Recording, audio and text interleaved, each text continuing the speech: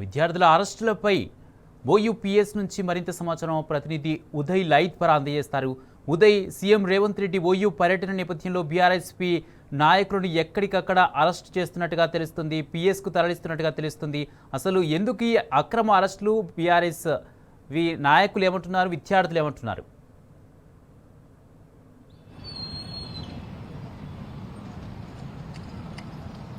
Good morning Kumar. ఓయూకు CM Revanth Reddy పర్యటన సందర్భంగా ఎక్కడికక్కడ కూడా అరెస్టులు చేసి పోలీస్ స్టేషన్ తరలిస్తున్న పరిస్థితి మనం ఉదయం నుంచి కూడా చూస్తా ఉన్నాం. ఉదయం 5 గంటలకే ఓయూ విద్యార్థి నాయకులను కూడా అరెస్టు చేసి ఓయూ పిఎస్ కూడా తరలించిన పరిస్థితి కనిపిస్తా ఉంది. ప్రశ్నించే విద్యార్థులను కూడా అరెస్ట్ చేయడం ఏంటని చెప్పేసి పలు విద్యార్థి ప్రభుత్వాన్ని సూటిగా ప్రశ్నిస్తున్న పరిస్థితి కనిపిస్తా ఉంది. మరోపక్క కూడా బీఆర్ఎస్ విద్యార్థి సంఘాల నాయకులను కూడా ఎక్కడికక్కడ హౌస్ అరెస్ట్ చేసి గృహ నిర్బంధం కూడా చేసిన పరిస్థితి కూడా మనం చూస్తా ఉన్నాం. మరోపక్క కూడా ఓయూలో కూడా బీఆర్ఎస్ విద్యార్థి సంఘాల నాయకులను కూడా ఉదయం 5 గంటలకే అరెస్ట్ చేసి ఓయూ పిఎస్ కూడా తరలించిన పరిస్థితి కనిపిస్తా ఉంది. ఇదేనా ప్రజాపాలన? ప్రశ్నించే విద్యార్థి నాయకులను కూడా అరెస్ట్ చేయడం ఇదేనా అని చెప్పేసి విద్యార్థి సంఘాల నాయకులు కూడా చెప్తున్న పరిస్థితి కనిపిస్తా ఉంది. గతంలో ఎన్నికల సమయంలో ఓయూకు ఇస్తానన్న 1000 కోట్లు వెంటనే అమలు చేయకపోతే మాత్రం రాబోయే రోజుల్లో విద్యార్థి సంఘాల నాయకులు కూడా పెద్ద ఎత్తున ఉద్యమం చేపడతామని చెప్పేసి విద్యార్థి సంఘాల నాయకులు కూడా చెప్తున్న పరిస్థితి కనిపిస్తా ఉంది.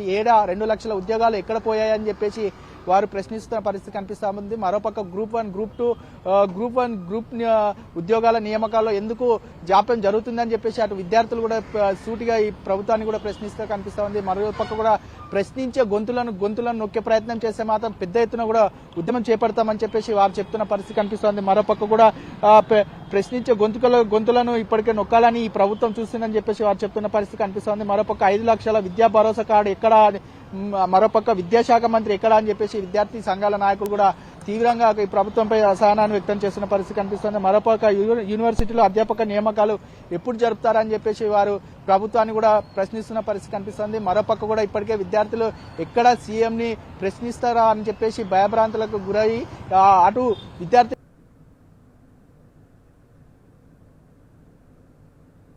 రాకపోవడం పట్ల కూడా విద్యార్థులు కొంత అసహనానికి గురవుతున్న పరిస్థితి కూడా కనిపిస్తుంది. నిష్పక్షాయిలు చెల్లింపులు, అటు పెండింగ్ లో ఉన్న స్కాలర్షిప్లు, విద్యార్థులకు స్కూటీలు ఏవి అని చెప్పేసి అటు సీఎం రేవంత్ రెడ్డి ఎక్కడైతే ప్రశ్నిస్తారో అని చెప్పేసి అరెస్ట్ చేసిన పరిస్థితి కూడా కనిపిస్తా ఉంది. మరోపక్క విద్యార్థి సంఘాల నాయకులు కూడా ఇచ్చిన హామీల తర్వాతనే యూనివర్సిటీలో అడుగు పెట్టాలని ఇప్పటికే వాళ్ళు పలుమార్లు కూడా సీఎం రేవంత్ రెడ్డిని చెప్పిన పరిస్థితి కనిపిస్తా ఉంది. మరోపక్క కూడా విద్యార్థులను ఎక్కడికక్కడ అరెస్ట్ చేసి వారిని ప్రశ్నించే గొంతులను నొక్కడం ద్వారా ఏమి జరగాలని చెప్పేసి విద్యార్థి సంఘాల నాయకులు కూడా చెప్పిన పరిస్థితి కూడా మనం చూస్తా ఉన్నాం. మరోపక్క కూడా చెప్పేసి విద్యార్థి సంఘాల నాయకులు కూడా చెప్పిన పరిస్థితి కూడా మనం చూస్తా ఉన్నాం. మరోపక్క కూడా ఇప్పటికైనా కూడా ఈ ప్రభుత్వం స్పందించకపోతే మాత్రం పెద్ద ఎత్తున ఉద్యమం చేపడతామని రాష్ట్రంలో రేవంత్ రెడ్డి నిర్బంధ పాలన కొనసాగిస్తున్నారని చెప్పేసి విద్యార్థులు కూడా చెప్తున్న పరిస్థితి కనిపిస్తా ఉంది.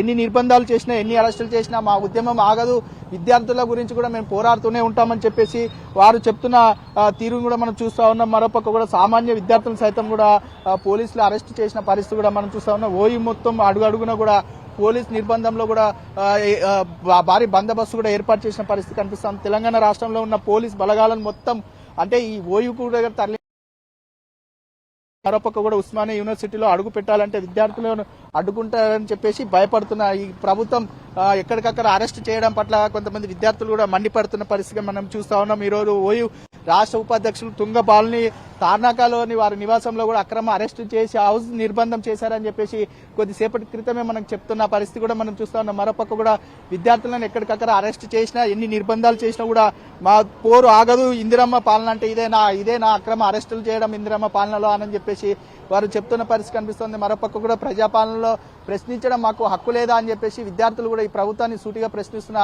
తీరును కూడా మనం చూస్తా ఉన్నాం. రాష్ట్ర వ్యాప్తంగా కూడా ఎక్కడికక్కడ విద్యార్థులు అనేక అవస్థలు పడుతుంటే మాత్రం పట్టించుకోవడం లేదు ఈ ప్రభుత్వం. కేవలం మాయ మాటలు చెప్పి పబ్బం గడుపుతున్నారు తప్ప వారు చెప్పిన హామీలు ఏమయ్యాయని చెప్పేసి వారు చెప్తున్న పరిస్థితి మనం చూస్తా ఉన్నాం. 2 లక్షల ఉద్యోగాలు ఇప్పటివరకు ఊసేలేదు. దానిపై ఏమన్నా మాట్లాడితే మేము నోటిఫికేషన్ వేసాము, మేము ఉద్యోగాలు ఇచ్చాము, ఇన్ని ఉద్యోగాలు ఇచ్చాము, 30,000 ఉద్యోగాలు ఇచ్చాము, 60,000 ఉద్యోగాలు ఇచ్చామని చెప్తున్నారు తప్ప ఎప్పుడు నోటిఫికేషన్ ఇచ్చారు, ఎప్పుడు ఉద్యోగ నియామక పత్రాలు ఇచ్చారు? కేవలం గత ప్రభుత్వం వేసిన ఉద్యోగ నియామకాల ద్వారానే ఉద్యోగ నియామక పత్రాలు ఇచ్చిరే తప్ప ఈ ప్రభుత్వం వచ్చింది ఎప్పుడు, నోటిఫికేషన్ వేసింది ఎప్పుడు, ఈ ఉద్యోగ నియామక పత్రాలు ఇచ్చింది ఎప్పుడు అని చెప్పేసి వారు ప్రభుత్వాన్ని కూడా ప్రశ్నిస్తున్న తీరు రాష్ట్ర వ్యాప్తంగా కూడా విద్యార్థులు చూస్తా ఉన్నారు. ఈ మరోపక్క ఓయూలో కూడా విద్యార్థులను ఎక్కడికక్కడ అరెస్ట్ చేసి నిర్బంధించడం పట్ల కూడా అటు విద్యార్థి సంఘాల నాయకులు కూడా కొంత మండిపడుతున్న తీరును కూడా మనం చూస్తా ఉన్నాం. మరోపక్క ఇట్లానే ఈ అక్రమ అరెస్టులు కొనసాగితే మాత్రం ప్రభుత్వానికి గట్టి